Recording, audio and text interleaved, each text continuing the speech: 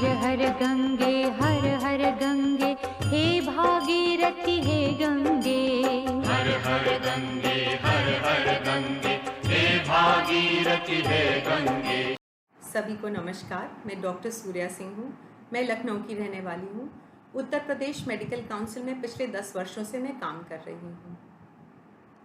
उत्तर प्रदेश में गंगा तट पर स्थित वाराणसी से संसद के लिए मई 2014 में निर्वाचित होने के बाद प्रधानमंत्री मोदी जी ने कहा था, माँ गंगा की सेवा करना मेरे भाग्य में है। नदी का न सिर्फ सांस्कृतिक और आध्यात्मिक महत्व है, बल्कि देश की 40% आबादी गंगा नदी पर निर्भर है।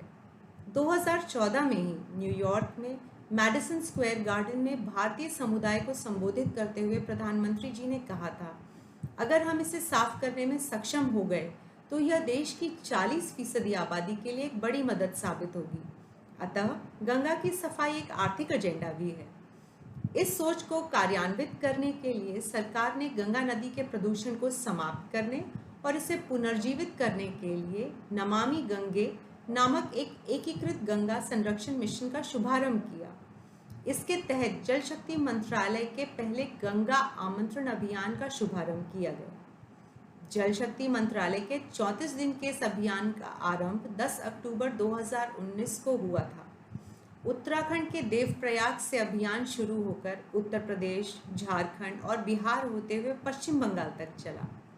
अभियान का समापन 12 नवंबर 2019 को पश्चिम बंगाल में ही हुआ।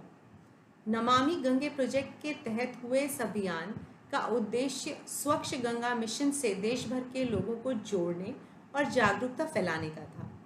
राफ्टिंग के जरिए पूरे किए गए इस अभियान में 2500 किलोमीटर लंबी दूरी तय की गई थी। इस अभियान का नेतृत्व भारतीय वायुसेना के विंग कमांडर परमवीर सिंह जी ने किया था। उनके साथ भारतीय सेना, नौसेना और एयरफोर्स के अधिकारियों समेत national disaster response force (NDRF), Indian Institute of toxicological research (IITR), wild life institute of India (WII) के सदस्य भी शामिल रहे। इसी अभियान का अहम हिस्सा रह चुकी हैं सुश्री सुहासिनी शेखावत जी, जो कि आज हमारे बीच हैं। सुहासिनी जी पॉलिटिकल साइंस में पोस्ट ग्रेजुएट हैं। उन्होंने ऑक्सफोर्ड से एडवांस लीडरशिप में डिप्लोमा पूरा किया है। सुहासिनी जी स्पोर्ट्स में काफ़ी रुचि रखती हैं। वे निशानेबाजी का शौक भी रखती हैं और एक बेहतरीन शूटर भी हैं। नमस्कार सुहासिनी जी, क्योंकि आप इस अभियान में सहभागी रही हैं, इसीलिए आपसे आग्रह करूंगी कि आप अपनी इस अनोखी और रोमांचकारी यात्रा का अनुभव हमारे साथ इस वर्चुअल प्लेटफॉर्म पर साझा करें। नमस्कार। जैसा कि सूर्या जी ने बताया इस अभियान के बारे में, गंगा आमंत्रण अभियान जो है वो जल शक्ति मंत्रालय द्वारा आयोजित एक अभियान था। वो एक राफ्टिंग और कयाकिंग एक्सपीडिशन था, जिसका हिस्सा बनने का मुझे भी मौका मिला।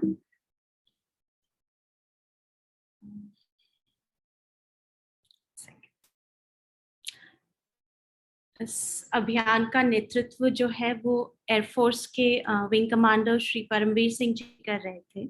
ये इसकी जो कोर टीम थी, जिन्होंने देवप्रयाग से लेके और गंगा सागर तक पूरी यात्रा की थी, उसमें 10 लोग थे जो कि इंडियन एयरफोर्स, आर्मी और नेवी से थे, और जो 9 लोग इन फोर्सेस से थे और 10वीं मैं एज ए स्टूडेंट इस एक्सपीडिशन का हिस्सा बनी थी।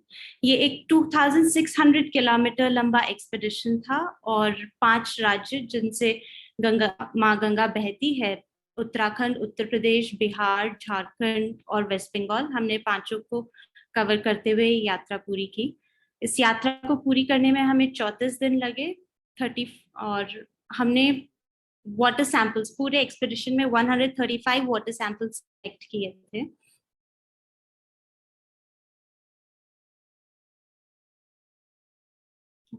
सो ये जो है, ये इस एक्सपीडिशन का मैप है। हमारे जो पूरे 32 स्टॉप्स हैं, 34 डेज हमें लगे थे, बट हमारे पास प्रयागराज और वाराणसी में 1 दिन का हॉल्ट था।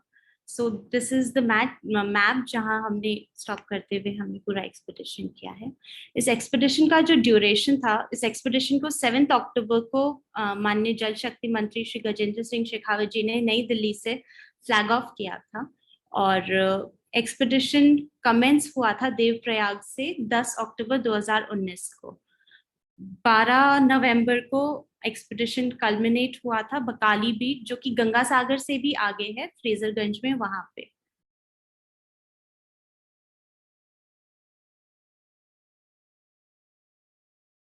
ये जो कोर टीम थी, जो 10 लोगों की टीम थी जिन्होंने पूरा एक्सपेडिशन किया था, ये उनका एक पिक्चर है जिसमें आप देख सकते हैं सबका नाम सहित है। पेटी ऑफिसर बिकेश कुमार हैं, हवलदार थे इंडियन आर्मी से देवेंद्र जोशी, एक सार्जेंट थे इंडियन एयरफोर्स से जॉनी, हवलदार राजेश कुमार, सार्जेंट श्रीहरि, और स्क्वाड लीडर दीप्ति जो थी वो इस टीम की डिप्यूटी टीम लीडर थी। Wing commander Paramvir Singh expedition का नेतृत्व कर रहे थे, मैं एज ए स्टूडेंट वहां थी, और एक कॉर्पोरल विकी टोकस थे और कॉर्पोरल अमरेंद्र वस्त थे जो कि हमारे मेडिकल असिस्टेंट थे, और वो दोनों भी एयरफोर्स से थे। इस एक्सपेडिशन का जो ऑब्जेक्टिव था वो सिर्फ थ्रू राफ्टिंग पूरा गंगा का जर्नी करना, सिर्फ वो ऑब्जेक्टिव नहीं था। सबसे पहला उद्देश्य जो था वो एक कॉम्प्रिहेंसिव स्टडी करना था गंगा का, क्योंकि जो भी स्टडीज गंगा पे होती है और आज तक जितने भी साइंटिफिक सर्वेज भी हुए हैं वो सब कुछ कुछ जगहों पर होते हैं, कुछ आइडेंटिफाइड जगह हैं। वाटर सैंपल कलेक्ट करना है तो आइडेंटिफाइड, सबसे पहले हम कानपुर जाते हैं, पूरी गंगा का सैंपल कलेक्ट नहीं हो पाता था। तो हमारे साथ Indian Institute of Toxicology and research से स्कॉलर्स थे जो हर 20 किलोमीटर्स पे वाटर सैंपल ले रहे थे, और उसके अलावा भी जिस जगह लग रहा था कि हमें इधर से भी लेना चाहिए वो भी ले रहे थे। और ये एक पब्लिक आउटरीच प्रोग्राम भी था, क्योंकि हम हर रोज एक नई जगह जा रहे थे, नई जगह रह रहे थे। सो हमारे लिए पब्लिक आउटरीच एक्टिविटीज भी प्लान थी और पब्लिक आउटरीच प्रोग्राम था इस तरह से। और एक हमारे साथ wild life institute of India भी इस एक्सपेडिशन में भागीदार था। So wild life institute of India का इस एक्सपेडिशन में उनको इंक्लूड करने का मेन ऑब्जेक्टिव था कि वो लोग 2019 का गंगा बेसिन का सेंसस कर रहे थे, वाइल्ड लाइफ सेंसस कर रहे थे। सो वो भी एक रिसर्च में बहुत था। इसके साथ हमारे साथ एनडीआरएफ भी जुड़ा था। So NDRF, Indian Institute of Toxicology and Research, और WII के दो मेंबर्स हमारे साथ रोटेशन बेसिस पे आते थे। हर 4 दिन में उनकी टीम चेंज हो जाती थी और दो नए मेंबर्स आ जाते थे।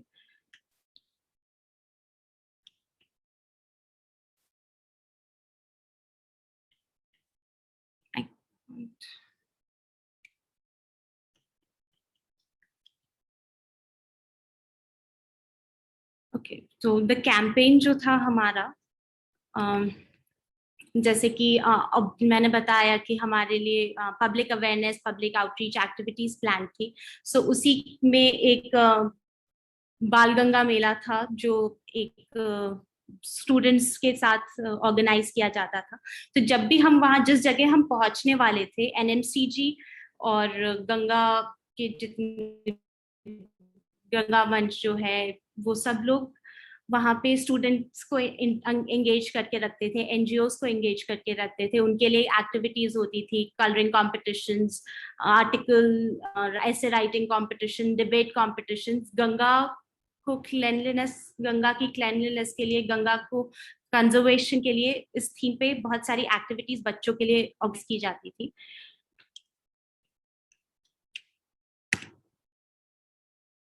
सो इंटरैक्शन विद स्कूल्स, कॉलेजेस, ये उसी सब का एक वो है। क्लेanलीनेस ड्राइव्स अरेंज की जाती थी। सो सुबह हम अपना एक्सपेडिशन स्टार्ट करते थे, अराउंड 7 o'clock हम अपना जर्नी स्टार्ट करते थे जहां भी होते थे वहां से। उससे पहले क्लेanलीनेस ड्राइव करते थे हम जहां भी पहुंचते थे। उसके बाद में सबसे पहले एक क्लेanलीनेस ड्राइव होता था, हमारा रिसेप्शन होता था। उसके साथ साथ एक बहुत अच्छा कैंपेन हमारे साथ था, क्योंकि जैसे गंगा पे जितने लोग काम करते हैं, हम कई बार होता था कि स्कूल्स में और कहीं एनजीओज के साथ इंटरैक्ट कर रहे होते थे, ब्यूरोक्रेट्स के साथ इंटरैक्ट कर रहे होते थे। तो लोग, मीडिया स्पेशली, वो क्वेश्चन करता था कि गंगा देखो आप, घाट तो साफ नहीं है, आप बोलते हैं कि गंगा में बहुत चेंजेस हो गए हैं, बहुत इम्प्रूवमेंट हुआ है वाटर क्वालिटी में, बट घाट साफ नहीं है। तो हमारे साथ जो आईआईटीआर का टीम था वो ऑन स्पॉट टेस्ट करते थे, वाटर क्वालिटी टेस्ट। सो हम बोट पे बच्चों को बिठा के, मीडिया को बिठा के अपने साथ नदी के बीच में लेके जाते थे और on spot water samples test करके हम उन्हें दिखाते थे कि like for example pH level है और dissolved oxygen, these are the most important and सबसे ज्यादा एमिनेंट फीचर्स हैं ये देखने के लिए कि वाटर क्वालिटी सही है या नहीं है। सो वो स्टैंडर्ड्स के अंदर है या नहीं, हम ऑन स्पॉट उनको टेस्ट करके दिखाते थे। फिर गंगा, जब ये एक्सपेडिशन चल रहा था, क्योंकि अक्टूबर नवंबर का सीजन महीना था, तो हमने दिवाली गंगा ड्यूरिंग एक्सपेडिशन वही मनाया। हम बक्सर में थे दिवाली वाले दिन। हमने छठ पूजा हम बिहार में थे तब मनाया था। ये गंगा, ये दुर्गा विसर्जन, क्योंकि वेस्ट बंगाल में विसर्जन अपने यहाँ 9 दिन में होता है, वहाँ 1 महीने बाद होता है। तो जब वहां विसर्जन था उस टाइम हम वेस्ट बंगाल में थे। प्लांटेशन ड्राइव्स अरेंज की जाती थी। जो मेजर ऑब्जर्वेशंस थे इस एक्सपेडिशन में हमारे, क्योंकि मैं इस तरह का एक्सपेडिशन पहले 2 बार भी हो चुके हैं गंगा पे, जो हमारे इस अभियान दल का नेतृत्व कर रहे थे विंग कमांडर परमवीर सिंह जी। ये उनकी तीसरी यात्रा थी गंगा पे। सो वो एक कंपैरेटिव स्टडी वो अच्छे से, मेरे लिए तो पहली यात्रा थी, और सच कहूँ तो मैंने गंगा जितना इमेजिन किया वो ऋषिकेश में देखा है या वाराणसी या कानपुर में देखा है। सो मेरे लिए गंगा सिर्फ उतना ही था, बट उन लोगों ने क्योंकि पहले भी देखा था और वो विजुअल कंपैरिजन भी कर सकते थे। सो विजुअली उन्होंने 2013 में अपना पहला एक्सपेडिशन किया था गंगा का, और 2015 में अपना दूसरा एक्सपेडिशन किया था, जब उन्होंने पूरा गंगा तैर के पार किया था। तो इसमें जो घाट थे, 2015 का जो लास्ट एक्सपेडिशन था, उसके कंपैरिजन में ये वो है, घाट्स जो थे वो बहुत ज्यादा क्लीन थे। ये हरिद्वार की फोटो है, पहला जो घाट है वो। और उसके अलावा प्लास्टिक पोल्यूटेंट्स जो थे गंगा में वो बहुत कम थे। विजिबल प्लास्टिक पोल्यूटेंट्स जो थे 2015 के कंपैरिजन में बहुत कम थे। और इवन मैंने पहली बार यात्रा की थी, और मुझे भी जिस तरह से हम इमेजिन करते हैं कि घाट पे इतनी गंदगी होती है, बट फ्लोइंग रिवर में फ्लोइंग प्लास्टिक वेस्ट इतना नहीं था। अंटिल वाराणसी मैंने मुश्किल से 50 बॉटल्स पानी की देखी होगी, और बिहार तक आते आते 50 और। बंगाल में हालत थोड़ी खराब थी, बट वेटलैंड्स की क्वालिटी बहुत इम्प्रूव हुई है। वेटलैंड्स इम्प्रूव होते हैं, वेटलैंड्स जहाँ प्रेजेंट होते हैं, इट शोज की वाटर क्वालिटी अच्छी है, तभी वेटलैंड्स पनपते हैं। माइग्रेटरी बर्ड्स इतनी ज्यादा थी। डॉल्फिन्स साइट सीइंग, सो डॉल्फिन्स मैंने 2000 से ज्यादा डॉल्फिन्स देखी थी पूरे एक्सपेडिशन में। और जैसा कि बोलते हैं कि सोनपुर से डॉल्फिन का एरिया शुरू होता है, मैंने तो नरोरा कचला में भी डॉल्फिन्स देखी थी, और तब से देखते आ रहे थे हम लोग। डेड बॉडीज गंगा में जो प्रवाहित की जो कर देते हैं, मैंने पूरे एक्सपेडिशन में 4 से 5 डेड बॉडीज देखी थी, 4 और 1 बच्चे की थी। तो और कंपैरेटिवली देखा जाए तो जो लोगों ने 2015 में विंग कमांडर परमवीर सिंह जी का जो एक्सपेडिशन था, उन्होंने वो बताते हैं कि वो 200 से ज्यादा उन्होंने डेड बॉडीज देखी थी। और जब वो 2013 के एक्सपेडिशन की बात करते हैं, तब वो बोलते हैं कि उस टाइम 1100-1200 बॉडीज वो देखी है उन्होंने गंगा में। मैं जानती हूँ अभी बक्सर में और ड्यूरिंग कोविड जो सीन्स थे उसका बारे में, बट ये मैं मेरे एक्सपेडिशन के ड्यूरेशन में जो मैंने देखा था वही बता रही हूँ। डॉल्फिन्स, ये हमारी ही ली हुई पिक्चर्स है डॉल्फिन साइटिंग्स की, आप देख सकते हैं अभी इसमें भी एक। सो ये बहुत नॉर्मल चीज था। माइग्रेटरी बर्ड्स, बहुत ज्यादा माइग्रेटरी बर्ड्स थी, और थ्रू आउट द जर्नी हमें मिली है। चैलेंज फेस करने पड़े इस एक्सपेडिशन में। सबसे बड़ा चैलेंज सबसे ज्यादा चैलेंजिंग जो हमारे लिए था वो था जब बुलबुल साइक्लोन ने हमें हिट किया था। हम लोग बैरकपुर में थे और साइक्लोन का वार्निंग आ गया था कि बैरकपुर में बुलबुल साइक्लोन हिट करने वाला है। एक दिन पहले हमारे माननीय मंत्री जी और सेक्रेटरीज जो थे उनका भी ये मैसेज आया कि एक्सपेडिशन को अबॉर्ट कर देना चाहिए। और कोइंसिडेंटली उसी दिन राम जन्मभूमि का हियरिंग का वो आने वाला, वर्डिक्ट आने वाला था। और फिर हम बंगाल में थे क्योंकि और लोग एक्सपेक्ट कर रहे थे, इंटरनेट सर्विसेज उन लोगों ने बंद कर दी थी और हम लोगों को कहा गया कि हमें बंगाल से निकल जाना चाहिए और एक्सपेडिशन अबॉर्ट करके आ जाना चाहिए। बट हमारे टीम लीडर ने ये डिसीजन लिया कि नहीं, एक्सपेडिशन बीच में नहीं छोड़ेंगे, पूरा करेंगे, पानी में रहेंगे तो देखा जाएगा। तो जिस दिन साइक्लोन था हमने साइक्लोन को हेड ऑन लिया था। हम पानी में थे जब साइक्लोन हिट कर रहा था। सो ये सबसे बड़ा चैलेंज था। और क्योंकि बंगाल आते आते टाइडल इफेक्ट जो है, बे ऑफ बंगाल से टाइडल इफेक्ट भी नदी में फील होता है, तो वो भी उसकी वजह से थोड़ा और ज्यादा चैलेंजिंग हो गया था ये। 34 डेज तक कंटिन्यूस राफ्टिंग करना अपने आप में बहुत बड़ा चैलेंज है। आप सुबह उठ रहे हो, पूरी 8-9 घंटे आप कंटिन्यूसली पैडल कर रहे हैं, उसके बाद में आप दूसरी जगह पहुंचते हैं। वहां पे जाके भी ऐसा नहीं है कि आप जाके रेस्ट कर सकते हैं। कई बार ऐसे होता था हम सोने का मौका मिलता था हमें, तब तक रात के 11 बज जाते थे और उसके बाद भी हम ये नहीं कर सकते थे कि हम जाके सो रहे हैं। हमें हमारा कल के लिए, नेक्स्ट डे के लिए हमारे कपड़े वापस उनको धोना है, सब सफाई करनी है, खाना खाना है, फिर जाके सोने को मिलता था। इतने प्रोग्राम्स लाइंड अप होते थे, हमें हमारे टेंट्स पिच करने होते थे, खाना बनाना, सब करना। तो मुश्किल से 11:30-12 बजे तक हम सो पाते थे और सुबह 5 बजे उठ के वापस सब उस जगह से वाइंड अप करके और बैक टू जॉब होना होता था। सो ये अपने आप में एक बहुत बड़ा चैलेंज था और 1-2 दिन नहीं, 34 डेज तक कंटिन्यूसली ये करना बहुत चैलेंजिंग रहा।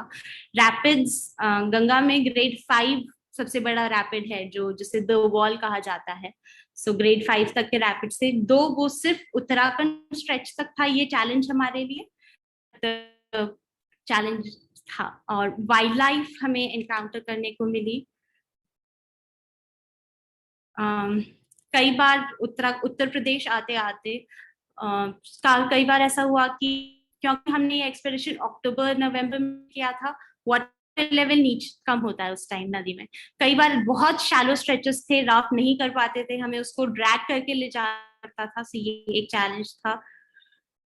वेदर अपने आप में एक चैलेंज होता था। विंटर स्टार्ट हो गई थी, इतना फॉग हो जाता था सुबह सुबह हम स्टार्ट कर रहे होते थे तब कि हम विजिबिलिटी एकदम होती थी।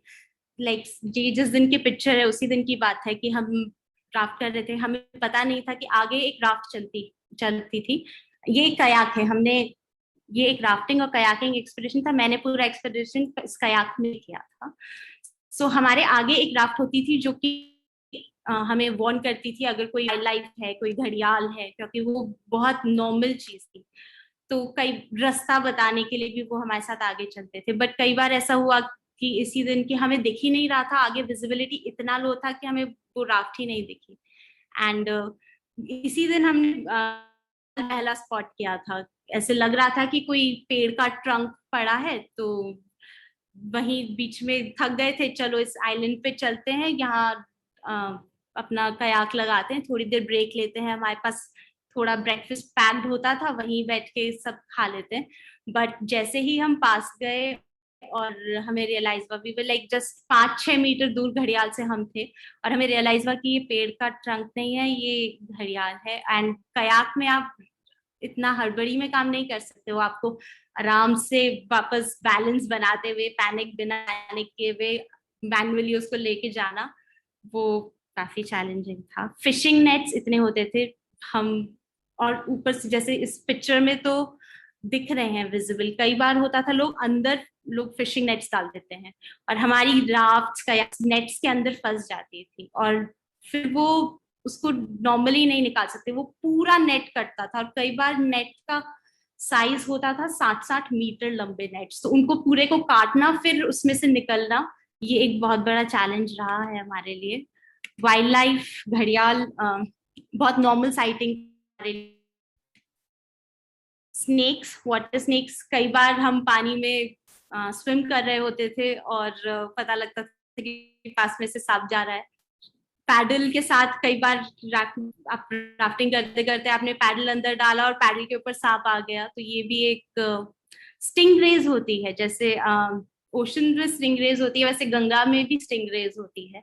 और कई बार एक बार हुआ है, शैलो स्ट्रेच था और हम लोग, क्योंकि पानी इतना नहीं था, तो राफ्ट को पुल करके ले जा रहे थे, कयाक और राफ्ट को, और ऐसा लगा कि पाँव में कुछ किसी ने कुछ काटा। और बट मेरे को नहीं, हमारे साथ की एक कॉर्पोरल थे उनको।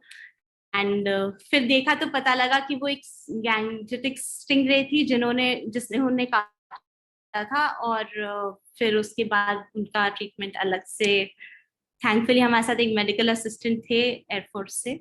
सो गूंच, जो कि डेविल कैटफिश होती है, ये बहुत कॉमन है बिहार और बंगाल आते आते। सो हमें एक ये भी एनकाउंटर हुई है। मेरे पास पिक्चर नहीं है, बट वाइल्ड लाइफ में हाइनास बहुत होती थी। हम लोग क्योंकि ऐसे ही जंगल में अपना वो सेटअप किया हुआ होता था, कैंप्स, बैंक पे जहाँ जगह मिली वहां हम कैंप सेटअप कर देते थे, रात को खाना बना रहे। तो यूजुअली कोई घाट होता था वहीं करते थे। सो कई बार लोग रात को, शाम को कोई क्रिमेशन हुआ तो हाइनाज आते थे, वो बॉडीज को लेके चले जाते थे। और हाइनाज हमारे टेंट्स के बाहर हैं, हम कुछ कर नहीं सकते थे। ऐसे बोलते हैं कि आग लगाने से हाइनाज नहीं आते, वाइल्ड लाइफ नहीं आते, वाइल्ड एनिमल्स नहीं आते, वो दूर रहते हैं। बट समहाउ हमें लगता था कि जहां हम आग लगाते थे वहां वो जरूर आ जाते थे।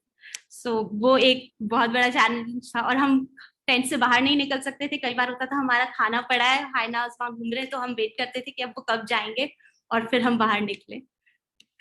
नेविगेशनल चैलेंज बहुत बड़ा चैलेंज था। यूपी, ईस्टर्न यूपी आते आते एंड बिहार स्पेशली, गंगा जब चैनल्स में बटती है, जब बिहार में भी जब गंडक घाघरा मिलती है, तो कई बार पता नहीं लगता कौन सा ट्रिब्यूटरी है, कौन सा डिस्ट्रीब्यूटरी है, कौन सा मेन स्ट्रीम है। और नदी के अंदर जीपीएस वर्क नहीं करता है। सो आप ये जीपीएस के पे भी रिलाय नहीं कर सकते।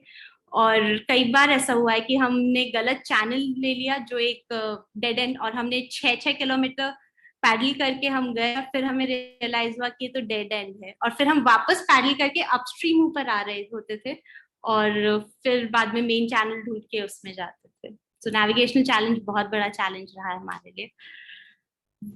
नदी अपने साथ साथ, क्योंकि जो लूज बैंक्स होते थे उनको कट करते हुए जाती थी, तो पहले वाले एक्सपेडिशन का कोर्स से भी हम नहीं चल सकते थे। उनके पास रिकॉर्डेड कोर्स था, सब कोऑर्डिनेट्स वगैरह थे, बट क्योंकि नदी अपना कोर्स, नदी कटाव करती है, अपना कोर्स चेंज करती रहती है, तो हम उसको भी नहीं इतना रिलायबल सोर्स नहीं था।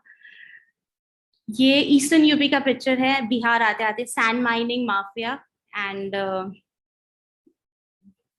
वो लोग पूरा इक्विप्ड होते थे, उनके पास सब तरह के वेपन्स होते थे। और कई बार ऐसा, हमारे लकीली हम इस बार, क्योंकि जो हमारे एक्सपेडिशन के लीडर थे, उनके साथ पिछले एक्सपेडिशन में उन लोगों के साथ एक्सपीरियंसेस हुए थे। सो इस बार वी प्लान कि हम कोई भी तरह से इनको डिस्टर्ब नहीं करेंगे, बट माफिया होते हैं एंड उनके पास सब तरह के वेपन्स मौजूद थे। हम लोग जब, ये हमारे एक्सपेडिशन लीडर की पिक्चर है, वो स्विम कर रहे थे तब की। कई बार ऐसे बोल्डर्स बोलते हैं, को ये डाले हुए थे नदी में, इनके, हमारी एक कयाक राफ्ट डैमेज हो गई थी इसकी वजह से। इसमें नीचे की तरफ एक कील निकली हुई थी, पता नहीं था, इससे निकलते निकलते हम कील से कयाक फट। बिहार में, सो दिस इज, हम अपना टेंट पिच कर रहे थे तब का। आप राफ्टिंग कर रहे हो, आप 8-8-9 घंटे पैडल करते हो, और उसके बाद में आके सब लोगों से इंटरेक्ट करने के बाद आपको अपने टेंट्स पिच करने हैं, अपने लिए खाने का अरेंजमेंट करना है, फिर हमारे लिए और प्रोग्राम्स लाइंड अप होते थे। So it was hectic. ये पिक्चर है जिस दिन बुलबुल साइक्लोन हमें हिट किया था, सो उस दिन नदी ऐसी थी और हम उस कयाप में थे। दिस इज सनबर्न, हार्श इतना सा है, सो दिस इज सनबर्न। जैसे नॉर्मली लोगों को सनबर्न होता है वैसा सनबर्न नहीं, ऐसा सनबर्न होता है। स्कैल्प, जिनको बाल आपके पूरा स्कैल्प निकल जाएगा। ये एक्सपेडिशन क्योंकि सिर्फ एक एडवेंचरस एक्टिविटी नहीं था, हमारे साथ साइंटिफिक कम्युनिटी की जो कि स्टडी कर रही थी, सो मैंने इसमें कुछ फाइंडिंग्स जो कि Indian Institute of Toxicology and research ने की थी वो अटैच कर रही हूँ। पानी की गुणवत्ता को देखने के लिए, क्वालिटी को देखने के लिए मेन पैरामीटर्स जो दो होते हैं वो पीएच लेवल होता है और डिसॉल्व्ड ऑक्सीजन होता है। सो हमारे पास कुछ डेटा है कि डिसॉल्व्ड ऑक्सीजन कितना था। So 63 as per the Bureau of Indian Standards, maximum permissible limit जो है दैट इज 6.5 से 8.5 के बीच में होना चाहिए। सो 63 केसेस 8 से 8.5 के बीच में था। 69 प्लेसेस ऐसी देखी गई जिसमें 8.5 से ज्यादा था, और 8.5 से भी ज्यादा इज जो मैक्सिमम लिमिट, जो लीस्ट एसिडिक जो देखा गया वो 8.8 था। सो इट वाज 8.5 से 8.8 के बीच में 69 प्लेसेस थी। 3 जगह ऐसी थी जो 7 से 8 के बीच में थी। They were like on more of the basics side. Dissolved oxygen की अगर बात करें तो परमिसिबल लिमिट होना चाहिए कि 5 mg पर लीटर से ज्यादा ऑक्सीजन पानी में होना चाहिए। सो पहले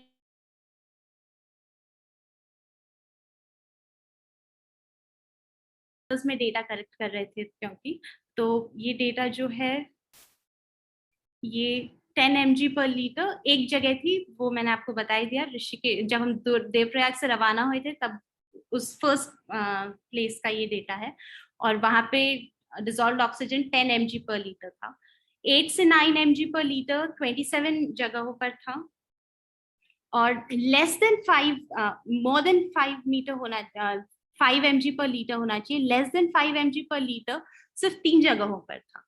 सो which means it is just a 60 kilometre का स्ट्रेच जहां पे 5 mg पर लीटर, जो कि डिसॉल्व्ड ऑक्सीजन जितना पानी में होना चाहिए उससे कम था।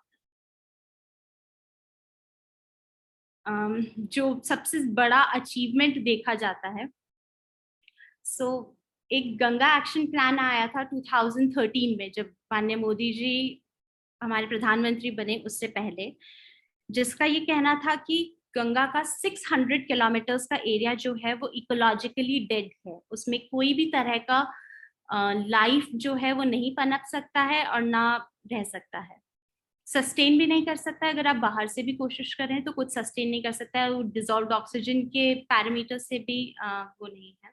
बट हमारे एक्सपेडिशन में ये देखा गया कि हमारा जो स्टडी था, हमने पूरा जो सैंपल्स कलेक्ट किए जिनके बारे में हमने बताया भी अभी आपको, सो एक भी ऐसा सैंपल नहीं था पूरे 130 सैंपल्स में से जो कि गंगा को इकोलॉजिकली डेड डिक्लेयर करता है।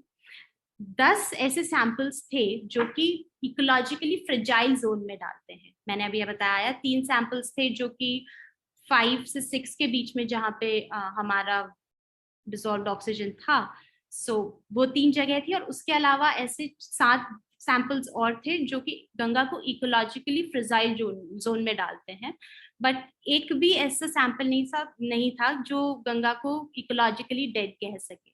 सो ये नमामि गंगे और माननीय प्रधानमंत्री जी का जो उद्देश्य था गंगा को लेके, इन पैरामीटर से हम देख सकते हैं कि काम हुआ है और उनका सपना कुछ हद तक साकार हुआ है। जब 2015 में नमामि गंगे बन गया था, national mission for clean Ganga की स्थापना हो गई थी, और आपको याद होगा प्रधानमंत्री जी 80 घाट पे सफाई करने गए थे जब उन्होंने 80 घाट पे उसका उद्घाटन किया था और स्वच्छता मिशन शुरू किया था।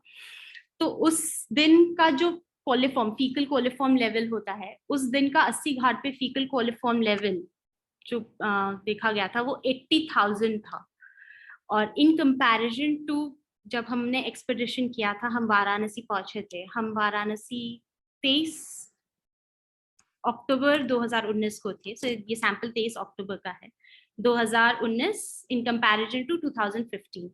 उस दिन का सैंपल के अकॉर्डिंग जो फीकल कोलिफॉर्म लेवल उस जगह का था वो 2300 था। And as per the Central Pollution Control Board जो फीकल कोलिफॉर्म का लेवल है वो 2500 से कम होना चाहिए। So which means that even 80 घाट पे जो कि 80,000 2015 में जहाँ फीकल कोलिफॉर्म लेवल था, हमने उसको 2300 पे ही रह गया, which is within the limits. So ये एक बहुत बड़ा अचीवमेंट है। कानपुर सीसामाव नाला जो था कानपुर में, जो कि सीसामाव ड्रेन पूरा 2015 से पहले पूरा ड्रेन जो था, पूरा कानपुर का सीवेज गंगा में डायरेक्टली ड्रेन किया जाता था। और जब उसको टैप किया गया 2019 में, उसको टैप किया था, तो पता लगा कि वो एक ड्रेन गंगा का 30% पोल्यूशन में कंट्रीब्यूट करता था।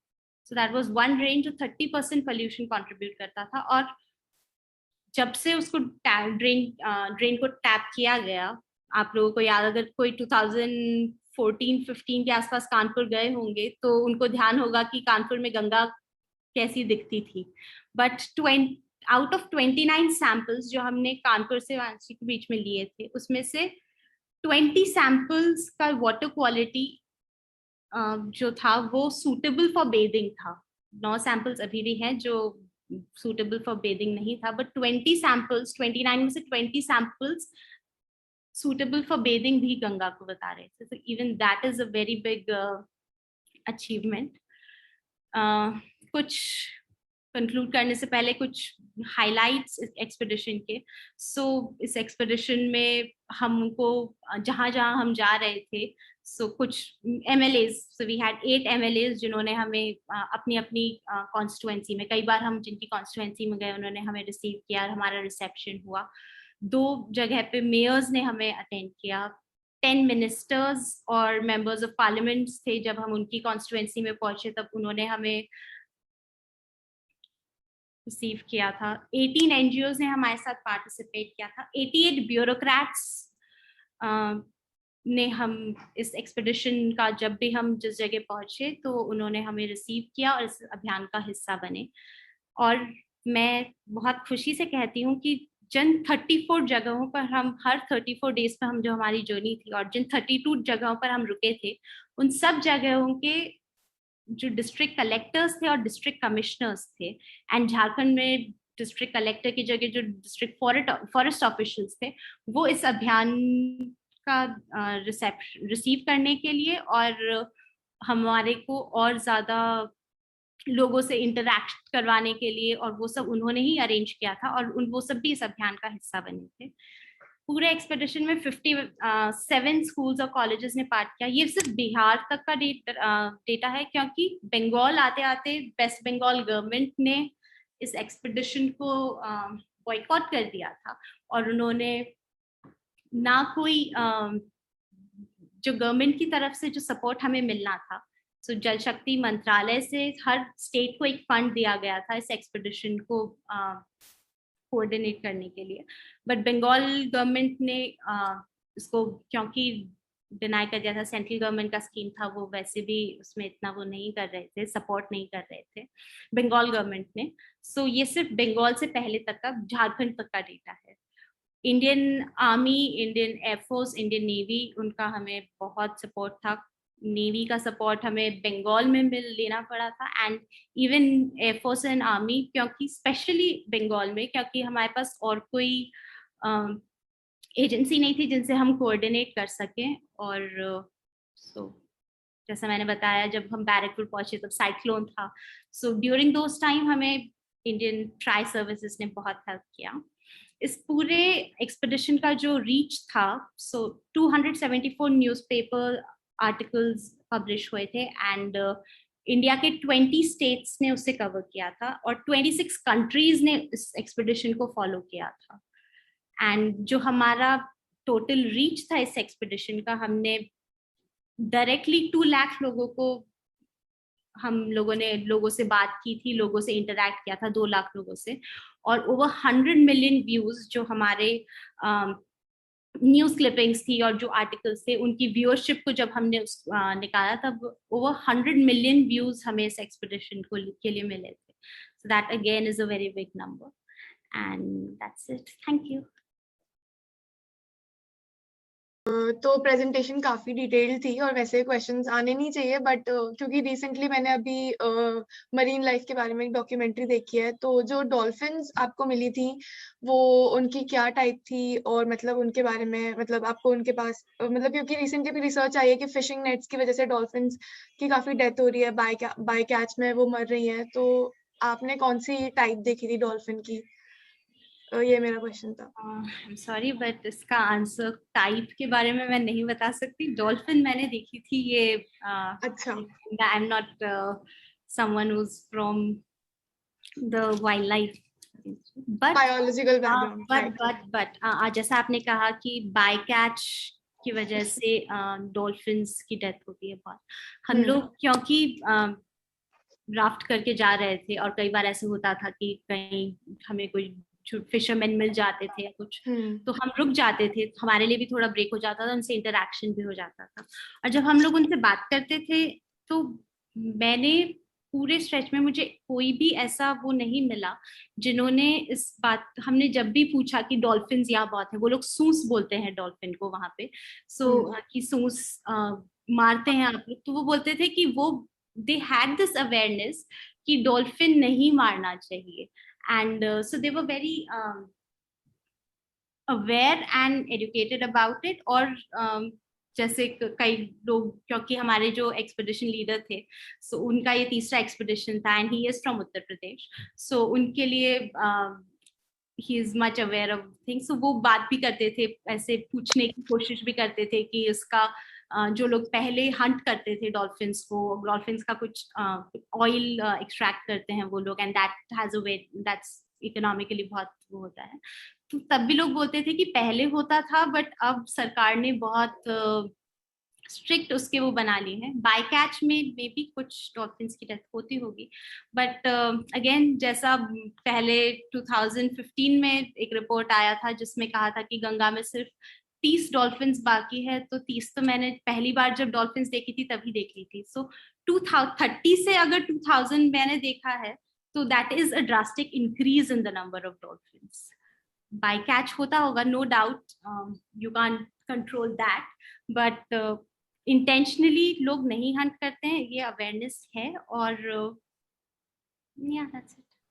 And that's great कि उन fishermen को value पता है, because dolphins play a very important role in the biological sense. And so dolphins का इतनी नंबर में वहाँ प्रेजेंट होना depicts that water quality is improving. True. All right, that was it. नमस्ते दीदी, मैं जयपुर से आशुतोष हूँ. मैं BBLLB कर रहा हूँ यूनिवर्सिटी ऑफ न्यूकासल से. आप लोग जब एक्सपीडिशन के कोर्स में थे और जब सैंड माफिया को एनकाउंटर करते थे तो आप लोग कैसे उनको मतलब अवॉइड वगैरह किया करते थे? So लकीली मैं जब एक्सपीडिशन में गई उससे पहले जो एक्सपीडिशन लीडर थे वो 2 एक्सपीडिशंस कर चुके थे. सो उन्होंने 2013 और 15 में एक्सपीडिशन किया था and he had incidences with them. So this time specifically क्योंकि as a female मैं उनके साथ थी, squad leader दीप्ति थी, so ये decide किया गया था and he was very particular that हम उन areas में कहीं भी बैंक पे नहीं जाएंगे. We will just silently cross that because उनके पास हर तरह के weapons होते थे. Like I'll give an example. Weapons तो खैर ईस्टर्न यूपी बिहार आप किसी से भी वो नहीं कर सकते. हम लोग राफ्ट अपनी बैंक पे छोड़ते थे रात को, क्योंकि हमारे जो टीम लीडर थे ही वाज वेरी पर्टिकुलर कि हमने जहाँ एक्सपेडिशन को, जहाँ रात को हम रुके हैं वहीं से शुरू करें, तो हम राफ्ट्स को बाहर नहीं निकालते थे, हम वहीं पानी में उसको बांध देते थे. एंड यूजुअली कई बार होता था कि कोई वाइल्ड लाइफ कॉरिडोर है तो हम थोड़ा अंदर, बैंक से थोड़ा अंदर हम रहते थे, तो उस जगह पे पुलिस हमें सिक्योरिटी प्रोवाइड करता था राफ्ट्स की. So it was Buxar. Buxar is a city, कोई घाट नहीं है, गांव नहीं है. बक्सर बड़ा शहर है. बक्सर में हम थे, दिवाली का दिन था और हम लोग बक्सर में, क्योंकि शहर था, हमारे पास सर्किट हाउस था, तो हम सर्किट हाउस में रुके हुए थे। और रात को किसी ने सिक्योरिटी, पुलिस सिक्योरिटी होते हुए भी रात को किसी ने खेल खेल में राफ्ट को चेम्बर फाड़ दिया, एक डैगर लेके पूरा चेम्बर काट दिया। सो ऐसा नहीं कि सिर्फ एक पैच को रिपेयर करना था, वो पूरा राफ्ट रिटन ऑफ था, वो उसके बाद काम नहीं आ सकता था। सो या we had no other option but to avoid them so that we can peacefully conclude the expedition.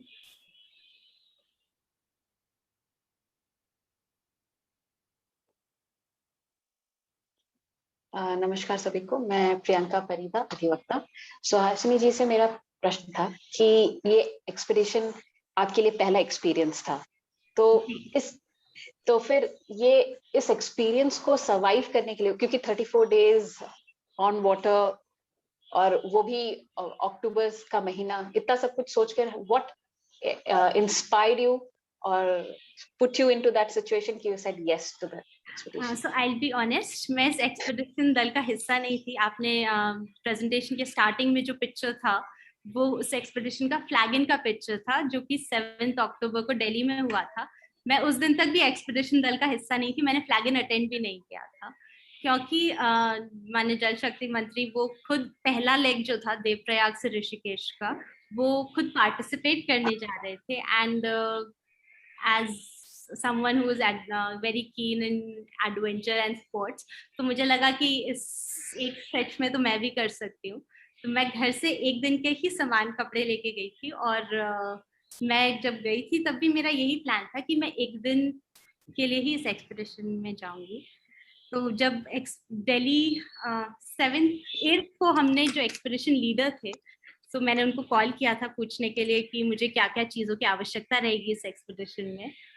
तो उन्होंने, फिर मैंने ऐसे ही कैजुअली उनसे पूछा कि अगर मेरे को राफ्टिंग आती तो नहीं है, बट अगर मैं एक दिन से ज़्यादा इस एक्सपीडिशन में रहूँ तो विल इट बी ओके?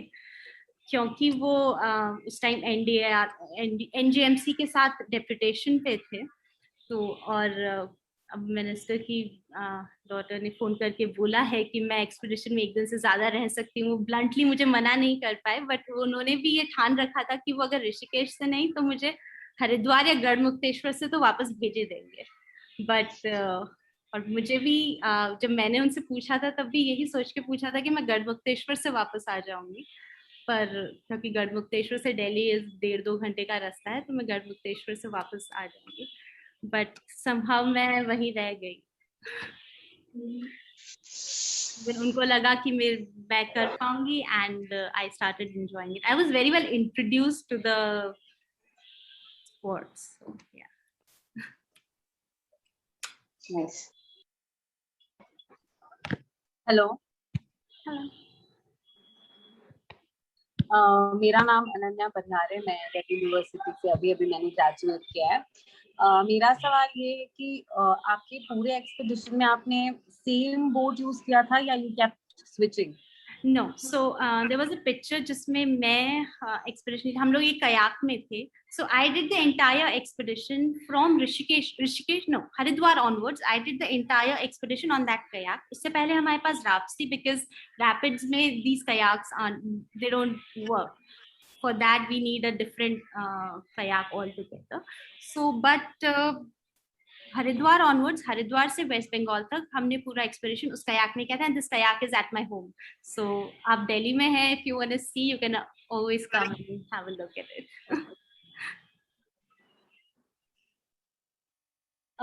नमस्ते, मेरा नाम कौशिकी परिहार है। मेरा, क्योंकि मैं बिहार से हूँ, तो बस एक छोटा सा सवाल है कि आपका बिहार का एक्सपीरियंस कैसा रहा, क्योंकि यहाँ पे गंगा का स्ट्रेच सबसे लंबा है। जी, बिहार का सबसे मेमोरेबल एक्सपीरियंस तो मेरा बक्सर का जब हमारी राफ्ट का चेम्बर फटा था वही रहेगा। बट बिकॉज हम सुबह पूरा तैयारी में थे कि बस जाके हमें, और क्योंकि बिहार बक्सर बहुत टाइम बाद हम लोग ऐसे टेंट में नहीं सो रहे थे, हमें प्रॉपर बेड मिला था, तो हम थोड़े रिलैक्स थे उस दिन कि हमें सुबह सुबह जाके टेंट वापस पैक नहीं करने हैं, एरिया क्लीन नहीं करना है, हमें नॉर्मली उठ के तैयार होकर जाना है। हम सुबह सुबह वहां पहुंचे एंड देन वी रियलाइज कि किसी ने हमारा पूरा राफ्ट फाड़ दिया है and we are like short of one raft now. So सबसे ज्यादा मेमोरेबल एक्सपीरियंस तो वही था एंड उस टाइम लगता था but now we enjoy it that had it not happened then maybe हमारे पास इस एक्सपीडिशन में इतना important memorable, this is like the most memorable incident apart from the Bulbul cyclone. Also Bihar dolphins, जैसे मैंने कहा सोनपुर आते आते डॉल्फिन्स का नंबर बढ़ जाता था। सो देन तो डॉल्फिन साइटिंग सोनपुर में सबसे ज्यादा होती है। सो इट्स लाइक आप जहाँ देख रहे हो वहां आपको डॉल्फिन हॉप करती हुई दिख रही थी। Bihar that's it. And हम बिहार जब आए थे तब छठ था उस टाइम। सो सब घाट्स वगैरह एकदम डेक्ड अप होते थे, सब लोग इतना, और हमें इंटरेक्शन करने का भी ज्यादा मौका मिला। 2 छुट्टी थी बट हम स्कूल स्टूडेंट से इतना इंटरेक्ट नहीं कर पाए, बट घाट पे लोग ऑलरेडी मौजूद होते थे तो हमें एफर्ट्स खुद की तरफ से कुछ नहीं करने पड़े कि हम कैसे लोगों को मोबिलाइज करें, कैसे लोगों के साथ एंगेज करें, सब ऑलरेडी वहां होते थे। So it was easier for us. Namaste. Namaste. Namaste. I am Aditi Goswami from Agra. So my question is, what was your mindset during the expedition? My mindset.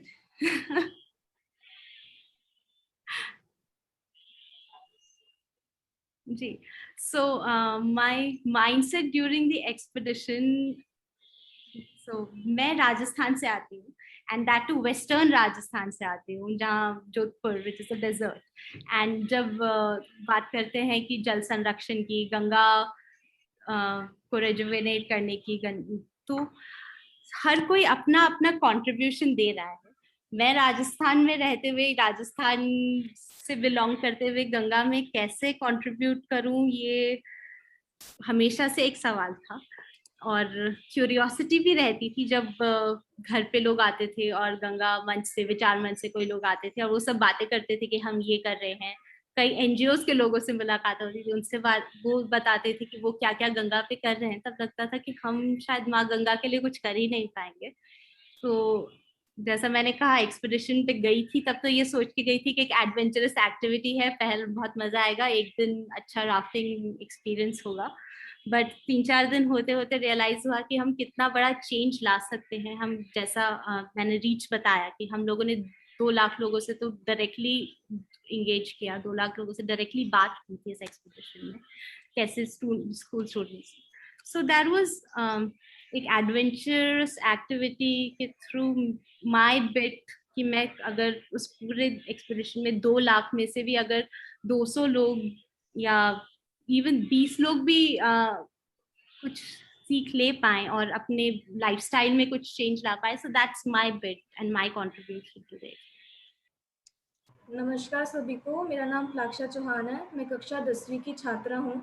मेरा प्रश्न सुहासिनी जी से ये था कि आप इस एक्सपीडिशन में जुड़े तो आपने अपने आप को फिजिकली और मेंटली कैसे प्रिपेयर किया? मैं इस एक्सपीडिशन में जब जुड़ी तो मैं प्लान करके नहीं जुड़ी थी कि मैं इस एक्सपीडिशन में जाने वाली हूँ, बट इस एक्सपीडिशन के फर्स्ट लेग में जाने के लिए भी मेरे फादर ने एक कंडीशन रखी थी। सो 15th ऑफ सितंबर को एक गंगा रन ऑर्गेनाइज किया गया था दिल्ली में, एंड उसी जो दौरान माननीय जल शक्ति मंत्री इस एक्सपीडिशन को लॉन्च करने वाले थे। This was an expedition which was open to all, जो भी पार्टिसिपेट करना चाह रहा था सब कर सकते थे। एंड कई बार ऐसा हुआ था कुछ लेग के लिए कि कुछ स्टूडेंट्स आए हैं, वो एक लेग में एक दिन 50 किलोमीटर हमारे साथ हैं, कई बार ये भी हुआ था।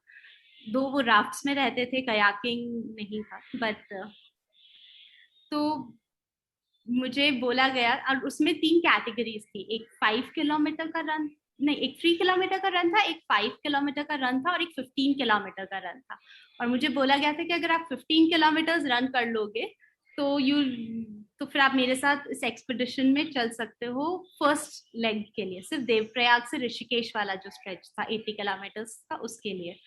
एंड तो मैंने वो क्योंकि आई हैव बीन, मेरा इंटरेस्ट रहा है हमेशा स्पोर्ट्स से, तो मैं वो 15 किलोमीटर भागी थी और फिर मैंने कहा था कि अब मैं जा सकती हूँ, बट तब भी मैंने ये नहीं सोचा था कि मैं पूरा एक्सपीडिशन करूंगी। एंड मैंने पूरा एक्सपीडिशन कयाक पे किया था, और मैं पहली बार कयाक में हरिद्वार पे बैठी थी। इससे पहले मैंने कयाक पे मैं कभी बैठी भी नहीं थी।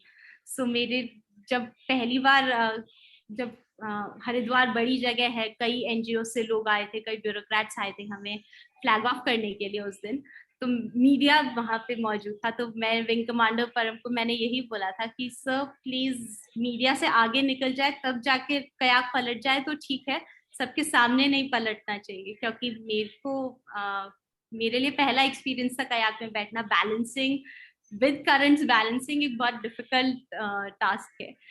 तो बट आई वाज लकी कि ऐसा कुछ नहीं हुआ एंड इट जस्ट हैपेंड।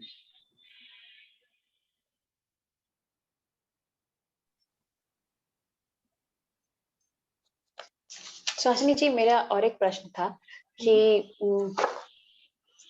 जिस तरह से आपने पूरा ये जो अभियान था उसमें ह्यूमन इंटरेक्शन भी एक इम्पोर्टेंट रोल था, तो क्योंकि आपके साथ जो एक्सपीरियंस्ड लोग थे, जैसे कैप्टन आपने जो बताया, विंग कमांडर परम जी, तो उनका उससे पहले 3 ऑल एक्सपीडिशंस हो चुका था, और तो आपके पास एक कंपैरेटिव एनालिसिस होगा।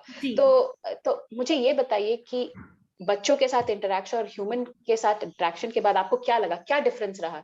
लोग और अवेयर हुए हैं, उनका वो और वाटर से रिलेट कर पा रहे हैं, कि उसको और इंडस्ट्रियलाइजेशन के साथ वाटर को देख रहे हैं, कि उसको कंजर्वेशन के हिसाब से देख रहे हैं? नो, डेफिनेटली अवेयरनेस है लोगों में, स्पेशली द यंगर जनरेशन। सो जब हम घाट पे जाते थे एंड सुबह सुबह, क्योंकि माँ गंगा के घाट पे हमेशा सुबह 4 बजे से ही चहल पहल शुरू हो जाती थी, तो हम देखते थे बच्चे जब होते थे घाट पे, दे वर अवेयर प्लास्टिक लिटर नहीं करना है। लोग नहा रहे हैं तो भी दे वर अवेयर कि कोई भी तरह का डिटर्जेंट यूज नहीं करें। लोग जो बड़े लोगों के कंपैरिजन में बच्चे ज्यादा अवेयर थे, एंड हमारा जो टारगेट था वो भी यही था कि हम उनको और ज्यादा अगर उनसे इंटरेक्ट कर सके, उन्हें इस चीज के लिए अवेयर कर सकते हैं। बिकॉज हम एक जगह एक ही दिन रहने वाले थे। दे आर द वंस, अगर आपके घर में अगर आपका कोई बच्चा आपको बोलता है कि ये गलत है, सो दैट थिंग रिमेन्स कि हाँ बच्चा भी बोल रहा है कि गलत है तो मे भी कुछ गलत होगा। सो ये तो मेरा वो है। जैसा कि आपने कहा कि विंग कमांडर परम ने पहले 2 एक्सपीडिशंस भी किए हैं, उन विजुअली जो चेंजेस भी वो देख पाए थे। सबसे बड़ा एग्जाम्पल कानपुर है। वो बताते थे कि जब 2015 में वो गंगा स्विम कर रहे थे, तब कानपुर में गंगा वाज एकदम काली थी। Ganga actually visibly dark grey थी, बट इस बार ऐसा नहीं था। मुझे जब कानपुर की स्टोरीज वो लोग बताते थे, तो मैं उनसे यही कह रही थी कि कानपुर में मैं कयाक में नहीं जाऊंगी, बिकॉज कयाक में आप पानी के प्रॉक्सिमिटी में होते हो, आप जितनी बार पैडल करते हो उतनी बार पानी आपके ऊपर आता है। तो मैं यही बोलती थी कि मैं कानपुर में कयाक में नहीं जाऊंगी, कानपुर वाला स्टेच मुझे राफ्ट में करने दो। सो बट ऐसा नहीं था। कानपुर में भी सीसामाऊ ट्रैप करने के बाद में, सीसामाऊ जजमाऊ जब डाइवर्ट किया, जजमाऊ जो था, उसके बाद में बहुत इम्प्रूवमेंट आया है, और ऐसा कोई काली गंगा है ये नहीं दिख रहा था। प्लास्टिक पल्यूटेंट्स वो बताते हैं कि हमें इतने दिखते थे, बट अभी इस बार नहीं दिख रहे इतने। जो फ्लो के साथ में प्लास्टिक बहता है वो बैंक्स पे नो डाउट लोग करते हैं, बट बॉटल्स हैं, प्लास्टिक पॉलिथीन्स है, और जो दिखती थी हम कोशिश करते थे कि हम उनको भी अपने साथ राफ्ट में लेके चलें और करें।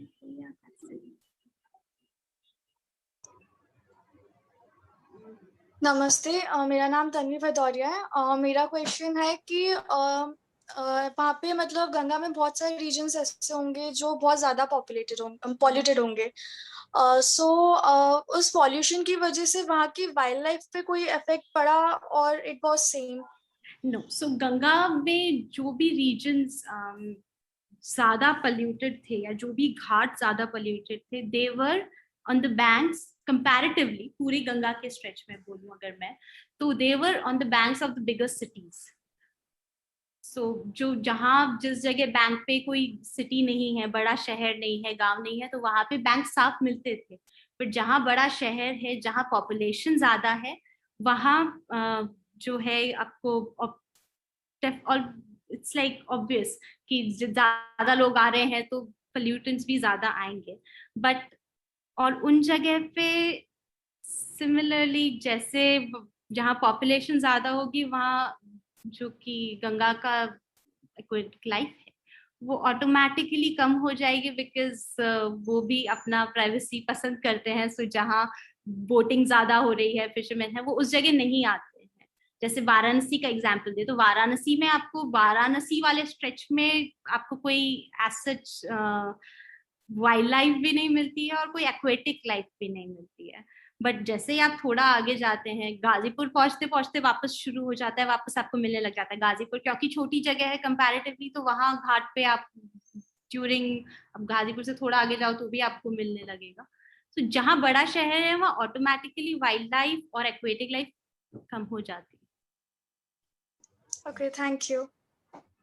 और नमस्कार सभी को, मेरा नाम प्रवन्या है और मैं 10th क्लास की स्टूडेंट हूँ।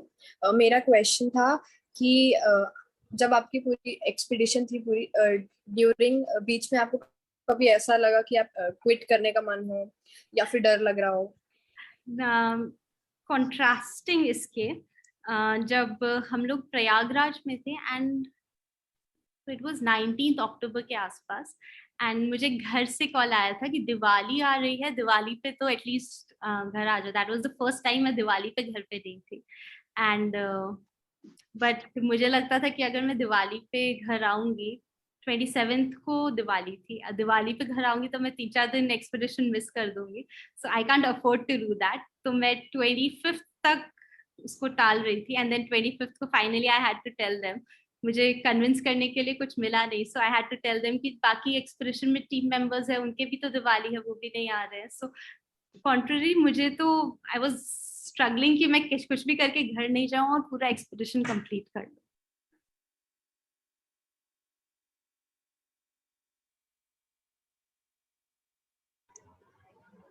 नमस्कार, मेरा नाम रश्मि है। मेरा एक सवाल है आपसे। मैं जयपुर से रश्मि बोल रही हूँ। ठीक है, expedition was very nice, it was very educative also. बहुत हमें सीखने को मिला इससे, और आपने बहुत सारे लोगों को एजुकेट भी किया। जैसे आपने कहा 2 लाख लोगों के साथ इंटरेक्शन भी हुआ है, लेकिन अब इसका फॉलो अप क्या है? अब आप उसके बाद इसके फॉलो अप में क्या चल रहा है? कुछ और भी प्लान्ड अप है? उससे कुछ कंक्लूजन्स के बाद उसको कैसे फॉलो अप ले रहे हैं? तो हमारा जो एक्सपीडिशन था वो 2019 नवंबर में कंक्लूड किया था हमने, एंड इसका हर सक्सेसफुल एक्सपीडिशन का एक फ्लैग इन होता है। तो इस एक्सपीडिशन का जो फ्लैग इन था वो 13 मार्च को किया गया था। माननीय गृह मंत्री जी ने हमने उनको फ्लैग हैंड ओवर किया था, एक्सपीडिशन फ्लैग। 13 मार्च के बाद से हमने प्लान किया था कि कुछ जगह ऐसी थी जहां बाय इलेक्शंस थे, या इवन जो उत्तराखंड का स्ट्रेच था या वेस्टर्न यूपी का स्ट्रेच था, वहां जब भी हम लोगों से बात कर रहे थे, हम बाकी क्योंकि हमने पूरा एक्सपीडिशन, पूरा जर्नी के बारे में उनको नहीं बता पाए। सो इट वाज ओनली जब हम बिहार एंटर हुए तब तक हम एविडेंटली चीजों के बारे में लोगों को बता सकते थे। अगर हम हरिद्वार में खड़े होकर लोगों को बोले कि हमें कुछ पोल्यूटेंट्स नहीं मिले, तो वी वर जस्ट, हमने सिर्फ 100 किलोमीटर गंगा का स्ट्रेच कवर किया और उसमें हम पूरी 2600 किलोमीटर के बारे में बात नहीं कर सकते। सो प्लान यही किया गया था कि हम लोग जो है जितनी ये पहले वाली जगह है इनमें वापस जाके, पूरा टीम नहीं, पूरा कोर टीम नहीं, तो at least wing commander Paramvir Singh ji जो हैं, हम लोग वापस जाएंगे और फिर एक स्टूडेंट से इंटरेक्शन करेंगे। कई जगह बाय इलेक्शंस थे, कई जगह बंगाल में जैसे मैंने बताया कि स्टेट गवर्नमेंट ने कोई सपोर्ट नहीं किया था एंड उन्होंने सब चीज़ों को बॉयकॉट कर दिया था, हम किसी से इंटरेक्ट नहीं कर सकते थे वहाँ पे। तो उन सब जगहों पर हम वापस जाएंगे एक्सपीडिशन से अलग, and then we talk about our journey.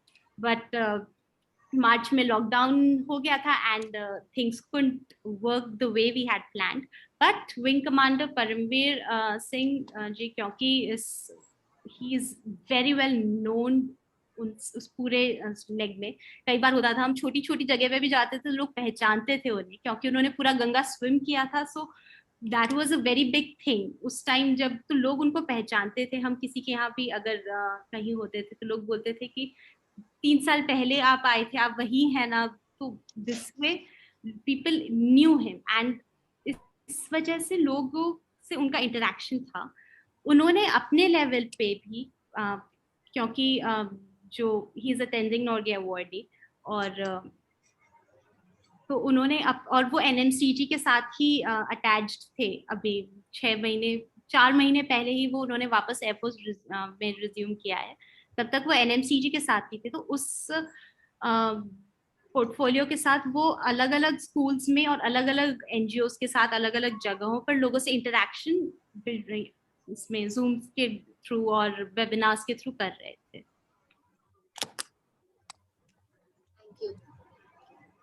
Otherwise we had plan कि हम एक एक्सपेडिशन हर 2 साल में भी कर सकते हैं, so that if not us तो other people can do it. इस तरह से जो गंगा पे लोगों को काम हो रहा है, इवन द मिनिस्ट्री का जो काम हो रहा है, उसका भी हमें एक साइंटिफिक रिपोर्ट मिल जाएगा, फर्स्ट हैंड सर्वे हो जाएगा, and also it will be a very,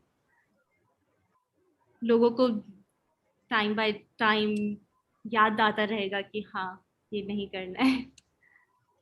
thank you.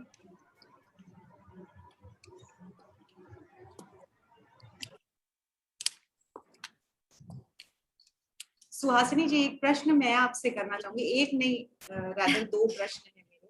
एक तो पहले मेरी थोड़ी सी इस बात को लेकर जिज्ञासा है, आपने कहा आईआईटीआर के जो मेंबर्स होते थे वो रोटेटरी बेसिस पे होते थे, 4 दिन में बदलते थे, तो ये कैसे पॉसिबल होता था? मतलब क्योंकि आईआईटीआर पैन इंडिया ऑर्गेनाइजेशन नहीं है जी, तो मेंबर्स कैसे चेंज होते थे? क्योंकि बहुत स्ट्रेनस था, एंड आईआईटीआर से जो लोग होते हैं ईदर स्टूडेंट्स और साइंटिस्ट्स, जो या तो इंटर्न कर रहे होते थे या साइंटिस्ट होते थे, एंड हम लोगों ने इवन एनडीआरएफ भी हर 4 दिन में चेंज होता था, so people could cope up with that strain. तो जब हमने शुरू किया था तब हमने यही डिसाइड किया था कि वील हैव 3 टीम्स जो आएंगी, एंड सेम WII की, wild life institute of India की, IITR की एंड NDRF की। सो वील हैव 3 टीम्स, पूरे एक्सपेडिशन में 3 बार टीम चेंज होगी, but within first 5 days they could cope up with the expedition, because आप सुबह 5 बजे उठ रहे हो, सब कुछ वापस वाइंड अप कर रहे हो, अपना ब्रेकफास्ट बना रहे हो, लंच के लिए अगर आपको साथ में कुछ पैक करना है, बिकॉज हम पहुंचते थे तब तक हमें ब्रेकफास्ट कम लंच जो भी है सब बना के जाना होता था। सो यू कुकिंग, आप सुबह फिर घाट पे सफाई चल रही है, अलग प्रोग्राम्स में बिजी हो। So we started our day at 5 और वो चलता था रात को 12 बजे तक, एंड 9 hours तक continuous paddling is very strenuous for your arms. मुझे याद है मैं वापस आई थी तो मेरे आर्म्स बल्ज्ड थे, and my mother was like तुम इंडियन कपड़े नहीं पहन सकते हो ऐसे आर्म्स के साथ में। सो एंड उसको नॉर्मलाइज करने के लिए आई वाज एडवाइज्ड कि मैं एक ग्लास पानी भी उठा के हाथ में नहीं रखूं, उसको नीचे रख दो, so that the muscle dissolves. So या तो वो दे कुडंट कोप अप, तो वो इसलिए हर 4 दिन में चेंज हो। और दूसरा मेरा एक सवाल आपसे ये है, आप लोगों का कोई एक फिक्स टारगेट होता था कि इतने दिन में इतना ट्रैवल करना है आपको, या तो जैसे एक्सपेडिशन मैंने प्रेजेंटेशन के स्टार्टिंग में एक मैप दिखाया था आपको, सो दैट मैप वाज पहले से ही बना हुआ था। विंग कमांडर परम, क्योंकि इसको ऑर्गेनाइज भी वही कर रहे थे, वो एनएमसीजी के साथ ही काम कर रहे थे, सो ये पूरा एक्सपेडिशन डिजाइन भी उन्होंने किया था, उनको पास पहले एक्सपीरियंस भी था। सो वी हैड डिसाइड सब जगह हम किस दिन कौन सी जगह पहुंचेंगे, it was all pre decided. So अब ये 34 days का ड्यूरेशन आपका प्री फिक्स था? मतलब था every day to end in 34 days, date wise was prefixed कि इस दिन हम यहाँ होंगे। सिर्फ एक चेंज हमें करना पड़ा था भागलपुर पहुंचने के लिए, क्योंकि छठ था तो हमें 1-2 जगह को क्लब करके वो करना पड़ा था। बाकी इसके अलावा कोई भी चेंज नहीं हुआ था, एवरीथिंग वाज प्री डिसाइडेड। अच्छा, आपका इतना लंबा सफर रहा, तो गंगा जो नदी है उसको माँ का संज्ञा क्यों दिया गया, इसके ऊपर आपका क्या कहना है अपने एक्सपीरियंस के आधार पे? तो गंगा माँ है, इसको ड्यूरिंग गंगा एक्सपेडिशन मुझे जितनी अनुभूति नहीं हुई और मुझे इतना नहीं समझ आया जितना एक्सपीडिशन के बाद में। सो रिसेंटली दिसंबर जनवरी में मैंने एक और एक्सपीडिशन किया था एंड इस बार मैंने ब्रह्मपुत्र पूरा, जो इंडिया का ब्रह्मपुत्र का पूरा लेक जो कि इंडिया चाइना बॉर्डर से शुरू होता है, वहां से लेके ब्रह्मपुत्र का पूरा राफ्टिंग किया था। And due to some technical reasons, Wing Commander Param could not join us. So I was leading the expedition as well. तो जब वहां गए तब पता लगा, जब ब्रह्मपुत्र में थे तब पता लगा कि गंगा सच में माँ है। गंगा, नो डाउट, ब्रह्मपुत्र बहुत ज्यादा वाइड है, वॉल्यूम बहुत ज्यादा है। कई बार होता था 18 किलोमीटर वाइड होती है नदी, बट कहीं भी कोई हैबिटेशन नहीं है। गंगा में जगह जगह पे आपको बच्चे खेलते हुए मिल जाते थे, टायर्स के साथ में बच्चे खेल रहे हैं, there were cattle in the river. But Brahmaputra में ऐसा कुछ नहीं था, कोई पास में भी नहीं जाता था नदी के। आप इतना कंफर्टेबली, एक छोटा सा गंगा में बच्चा भी इतना कंफर्टेबली गंगा में स्विम कर लेता था। तो वो चीज आप माँ के साथ ही कर सकते हो, जहाँ मैंने ब्रह्मपुत्र में पूरे ड्यूरेशन में ऐसा नहीं देखा। तो वहां लगता था कि गंगा सच में माँ है।